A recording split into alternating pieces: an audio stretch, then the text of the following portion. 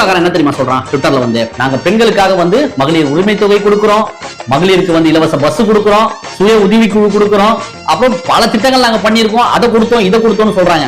தளபதி ஒரே விஷயம் சொன்னார், பாதுகாப்பு கொடுக்குறீங்களா? ஒரே வார்த்தை இவ்வளவு கொடுக்குறீங்க ஓகே, ஆனா பாதுகாப்பு கொடுக்குறீங்களா? நீங்க கொடுக்குறன்ற பேர்ல உங்க அமைச்சர் சொல்றாரு ஓசின்னு சொல்லி காட்டி அசிங்கம் வேறப்படுத்துறாங்க.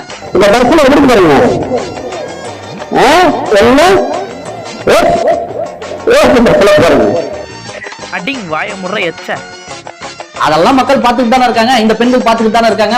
இலவச பேருந்து பயணம் சொல்லி அவங்களுக்கு இலவசமா கொடுக்குறன்ற பேர்ல விலைவாசி உயர்வு, கரண்ட் பில் உயர்வு, இப்படி இன்டைரக்டா அவங்க மேல தானே போய் அது விழுது. நம்ம சொல்லுவோம் உத்தரப்பிரதேஷ் பாத்தீங்களா, மத்திய பிரதேஷ் பாத்தீங்களா, குஜராத் பாத்தீங்களா, அங்க பெண்களுக்கு எப்படிலாம் நடக்குது. நல்ல வேளை நம்ம தமிழ்நாட்டுல பிறந்தோம், நம்ம மக்கள் நம்ம பெண்கள் பாருங்க பாதுகாப்பா இருக்காங்கன்னு மார்த்தட்டிக்கிட்டீங்களே. இன்னைக்கு தொடர்ந்து சமீப காலமாக தமிழ்நாட்டுல என்ன மாதிரி சூழல் நிலவுதுன்றதெல்லாம் நாங்க சொல்லல, மக்கள் சொல்லிக்கிட்டு இருக்காங்க. பெண்களே தன்னிச்சையா சொல்லிக்கிட்டு இருக்காங்க.